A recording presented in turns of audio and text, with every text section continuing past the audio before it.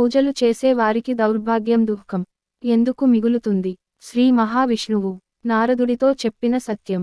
చాలామంది అనుకుంటూ ఉంటారు, ఎక్కువ పూజలు చేసే వారికి నిత్యం భగవంతుని ఆరాధించే వారికే కష్టాలు వస్తాయి, అసలు పూజలు చేయని వారికి, పాపాలు చేసే వారికి అంతా మంచే జరుగుతుంది అని అనుకుంటూ ఉంటారు. అయితే ఒకరోజు ఒక భక్తుడు శ్రీమహావిష్ణువుని ప్రశ్నించాడు, స్వామి, ఎందుకు మీరు ఎక్కువ పూజలు నిత్యం మీ నామస్మరణలో ఉన్న వారికే దుఃఖాన్ని ఇస్తున్నారు? అసలు కనీసం మీకు దీపం పెట్టి ఒక అగబటి కూడా వెలిగించారు, ఎవరికి ఏ దానం చేయరు, కానీ అలాంటి వారికే సుఖాలను ఇస్తున్నారు అని అంటాడు. శ్రీ మహావిష్ణువు నీలాగే నారదుడు కూడా నన్ను ఒకసారి ఇలానే ప్రశ్న వేశాడు. అప్పుడు స్వామి నారదుడితో ఇలా అన్నారు, నారద, మనమిద్దరం బ్రాహ్మణ వస్త్రాలను ధరించి అలా భూలోకంలో సంచరించి వద్దామా అని అంటాడు. అప్పుడు శ్రీ మహావిష్ణువు, నారద మహర్షుల వారు బ్రాహ్మణ వస్త్రాలు ధరించి భూలోకంలో సంచరిస్తూ ఉంటారు. అలా వెళ్తూ ఉండగా వారికి ఒక పెద్ద భవంతి కనిపిస్తుంది. వారు అక్కడికి వెళ్లి ప్రభు విష్ణువు ఇలా అన్నారు, బాగా ఆకలిగా ఉంది, తినటానికి ఏమైనా ఇస్తారా అని అడగగా ఆ ఇంటి యజమాని అయిన సేటు బయటకి వచ్చి ఏంటి అని అడిగాడు. శ్రీ మహావిష్ణువు అంటాడు, మాకు బాగా ఆకలిగా ఉంది, తినడానికి ఏమైనా ఇవ్వగలరా అని అడగగా దానికి సేటు, మీ బాబు సొమ్ము ఇక్కడ దాచారా, ఇవ్వండి ఇవ్వండి అని అడుగుతున్నారు, వెళ్ళు వెళ్ళు అని అంటాడు. మేము యాచకులము, భిక్షం అడుగుతున్నాము, వెళ్ళు వెళ్ళు వెళ్ళండి అని బయటకి తోసేస్తాడు ఆ సేటు.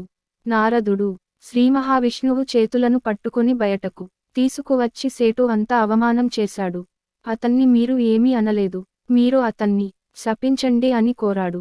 శ్రీ మహావిష్ణువు తన రెండు చేతులను పైకి ఎత్తి, నీకు నాలుగు వైపుల నుంచి ధనం రావాలి, నీ వ్యాపారం ఇంకా ఇంకా వృద్ధి చెందాలి, మీ ఇంట్లో సంపాద పెరగాలి అని వరాన్ని ఇచ్చారు.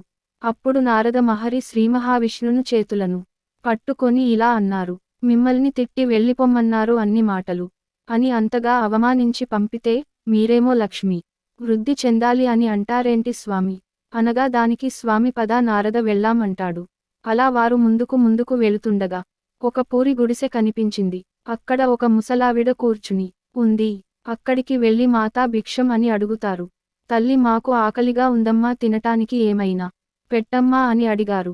అప్పుడు ఆ తల్లి, స్వామి, మా ఇంట్లో తినటానికి అయితే ఏమీ లేవు, నాకు ఒక ఆవు ఉంది, ఆ ఆవుకి నేను సేవ చేసుకోవడం వల్ల అది నాకు రోజు పాలను ఇస్తుంది, ఆ పాలే ఉన్నాయి, మీరు లోపలికి రండి అని వారికి ఆసనం వేసి కూర్చో అని చెప్పి వారికి పాలను తీసుకువచ్చింది. అప్పుడు నారదులు వారు, స్వామి, ఎంత మంచి తల్లి, మనల్ని ఆసనం వేసి కూర్చోబెట్టి తనకున్న దానిలో మన ఆకలిని తీర్చాలి అనుకోని పాలిచ్చింది. కానీ ఆ సేటు మాత్రం మనల్ని తిట్టి పంపాడు.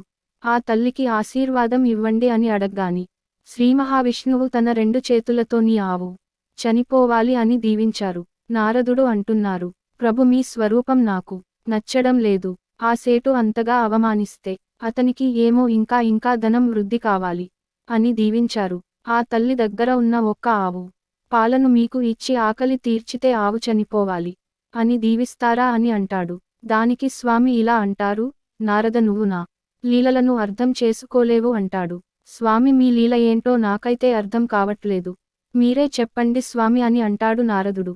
దానికి స్వామి, ఆ ముసలావిడ రోజు నా నామస్మరణే చేస్తుంది, నిత్యం నన్ను తలుస్తూనే ఉంటుంది, తన ఇంట్లో ఉన్న ఆవు మీద ఆమె చాలా నా ప్రేమ పెంచుకుంది, తన మనసు దాని మీదే ఉంది, ఆవిడ సేవ చేసుకుంటుంది, చనిపోయే సమయంలో బాధపడుతుంది, నేను చనిపోయాక నా ఆపు ఏమైపోతుందో అని ఆవు గురించే ఆలోచిస్తూనే ఆవిడ చనిపోతే ఆవిడ భగవంతుని వద్దకు రాలేదు, విష్ణు వద్దకు ఆమె చేరుకోలేదు, అందుకే నేను ఆవిడ చనిపోక ముందే ఆవు చనిపోవాలి అని చెప్పాను అని అన్నారు శ్రీ మహావిష్ణువు.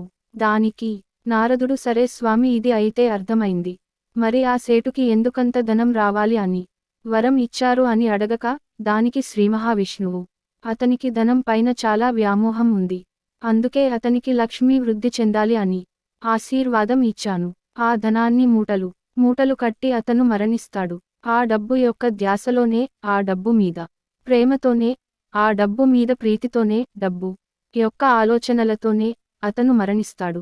అతడు చనిపోయాక ఒక పాములాగా జన్మించి అతని సంపద దగ్గరే ఉంటాడు. అతడు ఎప్పటికీ భగవంతుని సుఖలోకాలు అతనికి ప్రాప్తించవు. అని చెప్పారు శ్రీ మహావిష్ణువు. అందుకే ఏమి ఎవరికి ఎప్పుడు ఎలా ఇవ్వాలో తెలుసు. మనం ఇప్పుడు ఉన్న జీవితాన్ని గురించి ఆలోచిస్తాము, కానీ మన భవిష్యత్తు అనేది భగవంతునికే తెలుసు.